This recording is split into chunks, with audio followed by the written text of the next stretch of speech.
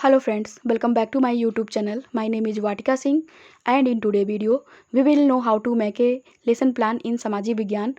But before starting this video, we would like to say something to you. Please like and share this video and subscribe my channel Vatika Singh and don't forget to put on the notification bell so that you don't miss the upcoming video. तो चलिए friends हम इस video को start कर लेते हैं।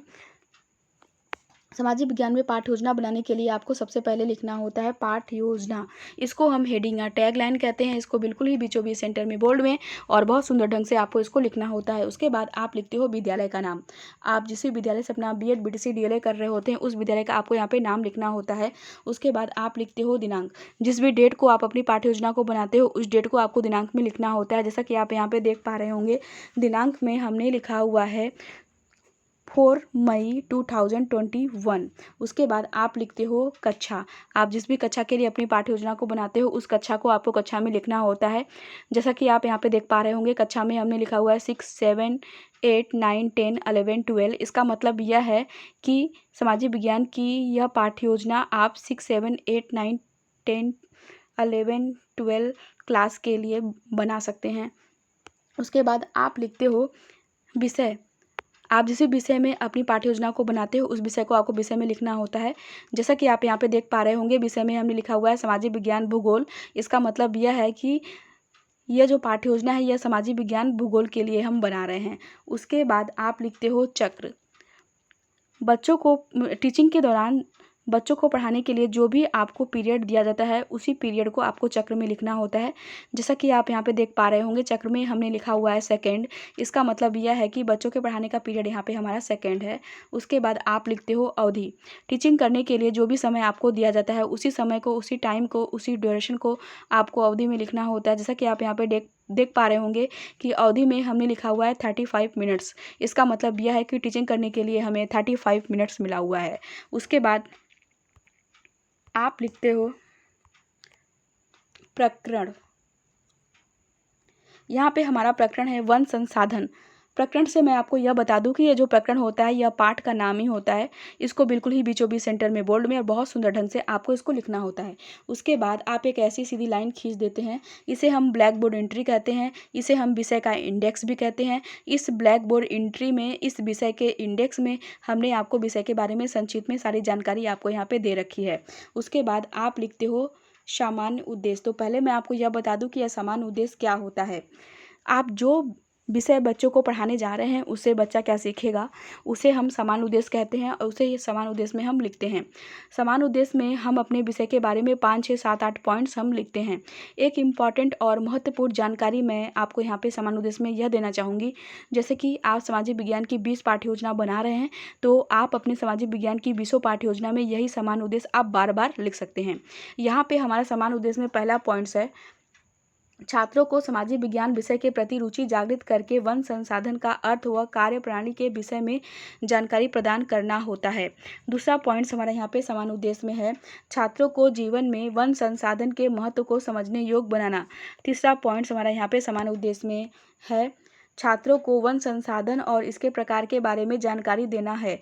चौथा point हमारा यहाँ पे समान उद्देश्य में है, छात्रों को वन संसाधन के प्रकारों के बारे में संपूर्ण जानकारी देना। चौथा के बाद पांचवा पॉइंट हमारा यहाँ पे समान उद्देश्य में है, छात्रों को वन संसाधन के उत्पत्ति के बारे में जानकारी प्रदान करना होता है। उसके बाद आप लिखते हो विशिष्ट उद्देश्य। तो पहले मैं आपको यह बता दूं कि यह विशिष्ट उद्देश्य क्या होता है और ये कितने प्रकार के होते हैं। आप जो पाठ बच्चों को पढ़ाने जा रहे हैं उससे बच्चा क्या सीखेगा उसे ही हम विशिष्ट उद्देश्य कहते हैं और उसे ही हम विशिष्ट उद्देश्य में लिखते हैं। विशिष्ट उद्देश्य हमारे 3 प्रकार के होते हैं। पहला होता है हमारा ज्ञानात्मक उद्देश्य, दूसरा हमारा होता है बोधात्मक उद्देश्य, तीसरा हमारा होता है कौशलात्मक उद्देश्य। इन तीनों उद्देश्यों में लगभग आपको 2-2 पॉइंट्स लिखने होते हैं।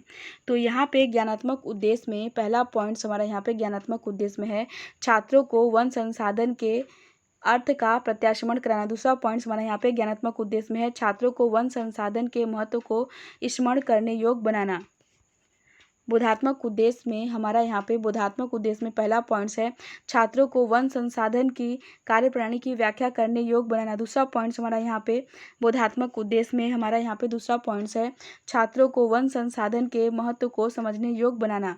कौशलात्मक उद्देश्य में पहला पॉइंट हमारा यहाँ पे कौशलात्मक उद्देश्य में है छात्रों को वन संसाधन के तथ्यों का संकलन करने योग्य बनाना। दूसरा पॉइंट हमारा यहाँ पे कौशलात्मक उद्देश्य में है छात्रों को वन संसाधन के आकार के बारे में प्रत्याशमन करने योग्य बनाना। उसके बाद आप लिखते हैं सहायक सामग्री। तो पहले मैं यह बताऊंगी कि यह सहायक सामग्री क्या होता है। यह जो सहायक सामग्री होता है, आप बच्चों को पढ़ाने के दौरान आप जो भी टॉपिक बच्चों को एक्सप्लेन करने के लिए ब्लैक बोर्ड में जिन सामग्री का यूज करके बच्चों को वह टॉपिक आप एक्सप्लेन करते हो, समझाते हो, उसी सामग्री को हम सहायक सामग्री कहते हैं। और सहायक सामग्री के रूप में आप लिख सकते हो चाक, डस्टर, लपेट, श्यामपट्ट, प्रकरण से संबंधित सहायक सामग्री आदि। एक इम्पॉर्टेंट जानकारी मैं आपको यहाँ पे यह देना चाहूँगी, जैसे कि यह सहायक सामग्री के बारे में, जैसे कि आप बीएड कर रहे हैं और आप बीएड का एग्ज़ाम देने जाते हैं तो अक्सर यह क्वेश्चन आपसे बीएड के एग्ज़ाम में आता है कि सहायक सामग्री क्या होती है, इसके बारे में एक्सप्लेन करिए, सहायक सामग्री क्या क्या होती है। तो आप इसको ध्यान में रखिएगा अपने बीएड के एग्ज़ाम के पॉइंट ऑफ व्यू से। उसके बाद आप लिखते हो पूर्व ज्ञान। तो पहले मैं आपको यह बता दूं कि यह पूर्व ज्ञान क्या होता है। यह जो पूर्व ज्ञान होता है यह लगभग सभी का एक समान होता है, बस यहाँ पे क्या होता है कि पाठ का नाम चेंज कर दिया जाता है। पूर्व ज्ञान में आप लिख सकते हो छात्र वन संसाधन के बारे में सामान्य जानकारी रखते हैं, ऐसा एक लाइन आप पूर्व ज्ञान में लिख सकते हैं। उसके बाद आप बच्चों से प्रस्तावना प्रश्न करते हैं। प्रस्तावना प्रश्न करने के लिए आप 3 कॉलम बनाएंगे। पहला कॉलम तो आप बनाएंगे क्रम संख्या का कॉलम, दूसरा कॉलम जो है कि आप बनाएंगे छात्रा अध्यापिका क्रियाओं कॉलम, तीसरा और लास्ट कॉलम जो है कि आप बनाते हैं छात्र छात्रा अनुक्रिया का कॉलम। क्रम संख्या के कॉलम में आप छात्रों से पूछे गए क्वेश्चन के क्रम को लिखते हो। छात्रा अध्यापिका क्रियाओं कॉलम में आप छात्रों से प्रश्न पूछते हो। छात्र छात्रा अनुक्रिया के कॉलम में छात्र आपके पूछे गए क्वेश्चन के आंसर को देते हैं। यहाँ पे पहला क्वेश्चन हमारा छात्रों से है, भारत की अधिकांश जनसंख्या कहाँ निवास करती है। तो छात्र आंसर देते हैं भारत की अधिकांश जनसंख्या गांव में निवास करती है। दूसरा क्वेश्चन यहाँ पे हमारा छात्रों से है, गांव के लोग खाना किससे बनाते हैं। तो छात्र आंसर देते हैं गांव के लोग खाना ईंधन से बनाते हैं। तीसरा क्वेश्चन यहाँ पे हमारा छात्रों से है, ईंधन के मुख्य स्रोत क्या हैं। तो छात्र आंसर देते हैं ईंधन के मुख्य स्रोत लकड़ी, कोयला, गैस हैं। चौथा क्वेश्चन यहाँ पे हमारा छात्रों से है, लकड़ी किससे प्राप्त होती है। तो छात्र आंसर देते हैं लकड़ी वनों अथवा पेड़ पौधों से प्राप्त होती है। पांचवा क्वेश्चन यहाँ पे हमारा छात्रों से है, वन संसाधन से आप क्या समझते हैं। तो छात्र आंसर देते हैं छात्र अनुत्तरित समस्यात्मक प्रश्न। इसका मतलब यह है कि पांचवें क्वेश्चन का आंसर छात्रों को नहीं आता है। वन संसाधन के बारे में छात्रों को कोई नॉलेज, कोई जानकारी नहीं है। उसके बाद आप लिखते हैं उद्देश्य कथन। उद्देश्य कथन में आप लिख सकते हो, बच्चों आज हम वन संसाधन का अध्ययन करेंगे, ऐसा आप उद्देश्य कथन में लिख सकते हैं। उसके बाद आप लिखते हो प्रस्तुतिकरण। प्रस्तुतिकरण में आप लिख सकते हो, अध्ययन अध्यापन की सुविधा की दृष्टि से पाठ को 2 पार्ट्स में डिवाइड किया जाता है, ऐसा आप प्रस्तुतिकरण में लिख सकते हैं। उसके बाद आप व्याख्या करते हैं। व्याख्या करने के लिए आप 4 कॉलम बनाते हैं। पहला कॉलम तो आप बनाते हैं शिक्षण बिंदु का कॉलम, दूसरा कॉलम जो है कि आप बनाते हैं छात्रा अध्यापिका क्रियाओं का कॉलम, तीसरा कॉलम जो है कि आप बनाते हैं छात्र क्रियाओं का कॉलम, चौथा और लास्ट कॉलम जो है कि आप बनाते हैं श्यामपट्ट कार्य का कॉलम। शिक्षण बिंदु के कॉलम में आप जिस पे व्याख्या कर रहे हैं उस टॉपिक का नाम लिखेंगे। शिक्षण बिंदु में आप लिखते हैं वनों का अर्थ। छात्राध्यापक क्रियाओं के कॉलम में आप व्याख्या करेंगे और छात्र क्रियाओं के कॉलम में आप लिखेंगे छात्र ध्यानपूर्वक व्याख्या को सुनेंगे। श्यामपट्ट कार्य के कॉलम में आप व्याख्या करने के बाद मुख्य पॉइंट्स को आप श्यामपट्ट कार्य में लिखेंगे। तो अब हम व्याख्या कर लेते हैं। जब किसी स्थान पर बहुत से पेड़ पौधे उपयुक्त भूमि और वर्षा मिल जाने पर उग जाते हैं तो उस क्षेत्र को वन क्षेत्र कहते हैं। मानव की आधारभूत आवश्यकताओं की पूर्ति के लिए सदैव वनों को दोहन किया जाता है, इसलिए वन किसी भी राष्ट्र की अति मूल्यवान संपत्ति होते हैं। वनों से उपयोगी लकड़ियाँ प्राप्त होती हैं जो जीव व जंतुओं के लिए अनुकूल आवास उपलब्ध होते हैं। वनों के द्वारा मिट्टी को पोषक तत्वों की प्राप्ति होती है और यह मृदा अपरदन से रक्षा करता है। व्याख्या करने के बाद आप श्यामपट्ट कार्य के कॉलम में मुख्य पॉइंट्स के रूप में आप श्यामपट्ट कार्य में लिखेंगे, जब किसी स्थान पर बहुत से पेड़ पौधे उपयुक्त भूमि और वर्षा मिल जाने पर उग जाते हैं तो उस क्षेत्र को वन क्षेत्र कहते हैं। दूसरा पॉइंट्स आप श्यामपट्ट कार्य में लिखेंगे, मानव की आधारभूत आवश्यकताओं की पूर्ति भी वनों से होती है। तीसरा और लास्ट पॉइंट आप श्यामपट्ट कार्य में लिखेंगे, वन किसी भी राष्ट्र की अमूल्य धरोहर है। उसके बाद व्याख्या करने के बाद आप छात्रों से बोधात्मक प्रश्न करते हैं। बोधात्मक प्रश्न करने के लिए आप 3 कॉलम बनाएंगे। पहला कॉलम तो है आप बनाते हैं बोधात्मक प्रश्न का कॉलम। इस कॉलम में आप छात्रों से पूछे गए क्वेश्चन के क्रम को लिखोगे। दूसरा कॉलम जो है कि आप बनाते हैं छात्रा अध्यापिका क्रियाओं का कॉलम। इस कॉलम में आप छात्रों से प्रश्न पूछते हैं। तीसरा और लास्ट कॉलम जो है कि आप बनाते हैं छात्र क्रियाओं का कॉलम। इस कॉलम में छात्र आपके पूछे गए क्वेश्चन के आंसर को देते हैं। तो पहला क्वेश्चन यहाँ पे हमारा छात्रों से है, जब किसी स्थान पर बहुत से पेड़ पौधे उपयुक्त भूमि और वर्षा मिल जाने से उग जाते हैं तो उसे क्या कहते हैं? तो छात्र आंसर देते हैं, जब किसी स्थान पर बहुत से पेड़ पौधे उपयुक्त भूमि और वर्षा मिल जाने से उग जाते हैं तो उसे वन कहते हैं। दूसरा क्वेश्चन यहाँ पे हमारा छात्रों से है, मानव की आवश्यकताओं की पूर्ति के लिए किसका दोहन किया जाता है? तो छात्र आंसर देते हैं, मानव की आवश्यकताओं की पूर्ति के लिए वनों का दोहन किया जाता है। बच्चों से बोधात्मक प्रश्न करने के बाद आप फिर से व्याख्या करते हैं, जिसके लिए आप फिर से सारी वही प्रोसेस को दोहराते हैं। व्याख्या करने के लिए आप फिर से 4 कॉलम बनाएंगे। पहला कॉलम तो आप बनाएंगे शिक्षण बिंदु का कॉलम। दूसरा कॉलम जो है कि आप बनाते हैं छात्रा अध्यापिका क्रियाओं का कॉलम। तीसरा कॉलम जो है कि आप बनाते हैं छात्र छात्रा अनुक्रिया का कॉलम। चौथा और लास्ट कॉलम जो है कि आप बनाते हैं श्यामपट्ट कार्य का कॉलम। शिक्षण बिंदु के कॉलम में आप जिस टॉपिक की व्याख्या करते हैं उस टॉपिक को लिखेंगे। शिक्षण बिंदु के कॉलम में आप लिखेंगे वनों से लाभ।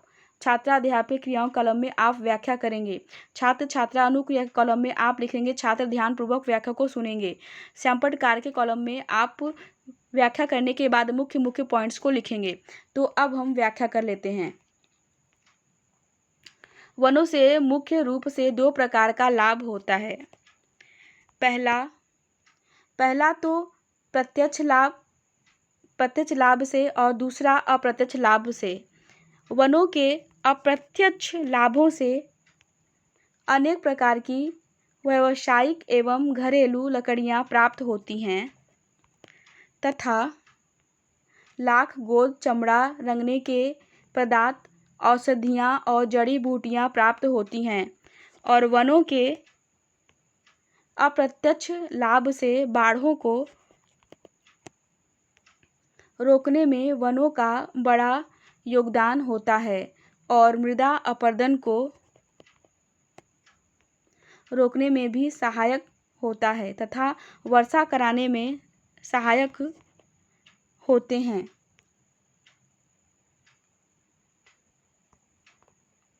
व्याख्या करने के बाद आप श्यामपट्ट कार्य के कॉलम में मुख्य मुख्य पॉइंट्स के रूप में आप श्यामपट्ट कार्य में लिखेंगे। पहला पॉइंट तो आप श्यामपट्ट कार्य में लिखेंगे, वनों से 2 प्रकार का लाभ होता है। पहला प्रत्यक्ष लाभ, दूसरा अप्रत्यक्ष लाभ। प्रत्यक्ष लाभ में लकड़ी, लाख, गोंद, चमड़ा, खाल आदि।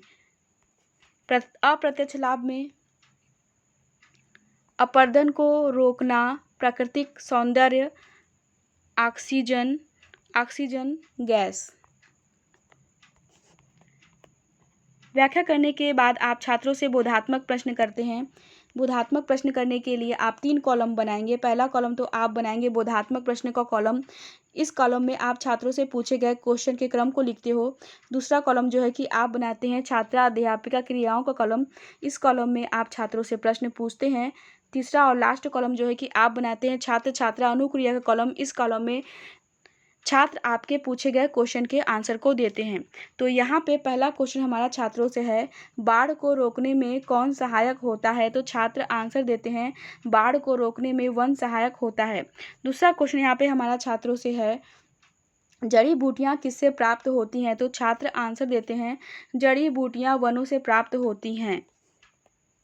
उसके बाद आप छात्रों को गृहकार्य देते हो। गृहकार्य के रूप में आप छात्रों को दे सकते हो, बच्चों आप सभी वनों का अर्थ व वनों से लाभ के बारे में लिख कर लाइएगा। ऐसा आप छात्रों को गृहकार्य दे सकते हैं।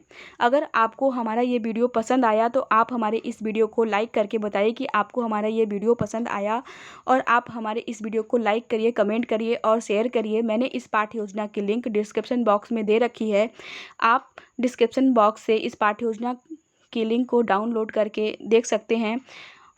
और इस पाठ्य योजना में अगर आपको कोई भी डाउट हो या कोई भी क्वेश्चन मुझसे पूछना हो तो आप कमेंट सेक्शन में मुझसे क्वेश्चन पूछ सकते हैं और मैं आपके पूछे गए क्वेश्चन के आंसर को दूंगी। मैंने इस पाठ्य योजना की तीनों लिंक डिस्क्रिप्शन बॉक्स में दे रखी है। ड्राइव लिंक, ट्विटर लिंक और ब्लॉगर लिंक, तीनों लिंक इस पाठ्य योजना की दे रखी है। कोई भी आपको प्रॉब्लम होती है या कोई भी दिक्कत होती है या कोई क्वेश्चन मुझसे आपको पूछना हो इस पाठ्य योजना को लेके, तो आप मुझसे बेझिझक क्वेश्चन कमेंट सेक्शन में पूछ सकते हैं या आप मुझे डायरेक्ट मेल भी कर सकते हैं।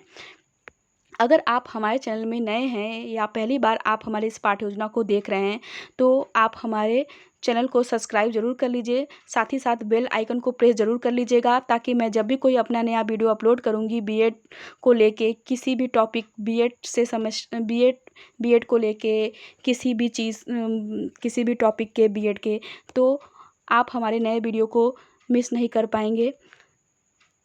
तो फिर हम आपसे फिर से मिलते हैं अपने नेक्स्ट वीडियो के साथ। Thank you for watching my video.